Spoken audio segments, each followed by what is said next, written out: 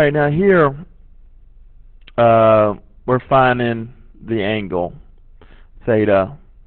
Given the terminal side, we're going to find the cosine of it. Now, what are we given? We're given the x, we're given the y. Now, we know that x squared plus y squared has to equal r squared. Now, when we're dealing with cosine we need the r value. So, cosine of theta is equal to x over r. Well, we don't know what r is, so we're going to have to go find it. So, x squared plus y squared is equal to square root. Now, I'd be careful, again, with the negative here. Make sure your calculator makes that positive when you square it. You end up with 16 plus 9 is equal to r squared. You'll go through the process. You get 25, square root of 25, so you end up with 5 as our r. So that means that x is 4, and that r is 5. So our ratio for this angle is 4/5 for cosine. Okay, here we're asked for tangent. Now tangent, you need y and you need x.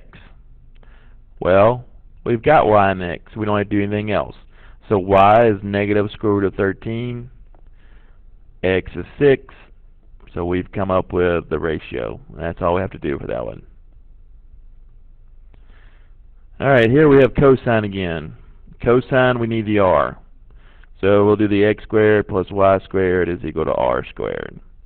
So let's go ahead and plug in. So we get negative 3 squared plus 6 squared is equal to r squared. So we end up with 9 plus 36 is equal to r squared. Okay, and so we're going to, okay, so we end up with 45 is equal to r squared. Take the square root. Now here we can break this apart. We get 9 and 5. So we can pull out 3. And we get 3 square root of 5. That's our r value. So for this, cosine of theta is equal to our x over our r. Our r value is 3 square root of 5. Our x value is negative 3. Now our 3's will cancel out or reduce to 1. So we end up with negative 1 square root of 5. Now again, your book would leave the answer like that, and I'm fine with that. But so you've seen it, a lot of times people will rationalize this, so you end up with negative square root of 5 over 5. Now again, I would take either answer. So those mean the same thing. Alright, here we have secant. Remember, secant goes with cosine. So our relationship is cosine of theta is x over y. Secant's the inverse, so secant is going, I'm sorry, that's not x over y. That is x over r. Cosine of theta is x over r. Secant would then be r over x. Well, we still run into the same problem. We don't have the r value, so we have to solve for it. So we get 6 squared plus negative 8 squared is equal to r squared. So we end up with 36 plus 64.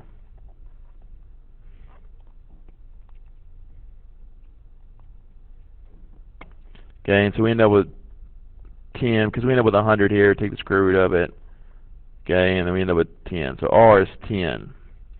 So what we would do here is go secant of theta, we'll put in 10 for r, over our x value. Now our x value is 6. We wouldn't leave it in this form. We'd go ahead and reduce. 2 goes in there 5 times. 2 goes in there 3. So secant is 5 over 3. Okay, here we have another secant. And the way I remember this is, again, that's an inverse. So cosine of theta would be x over r. So that means secant is r over x. Now, we're going to end up with 5, but let's go ahead. I'll go through the process real quickly. So when you do all this, you end up with 9 plus 16, it's r squared. So you end up with 25 is equal to r. So when you take the square root of that, you end up with r is 5.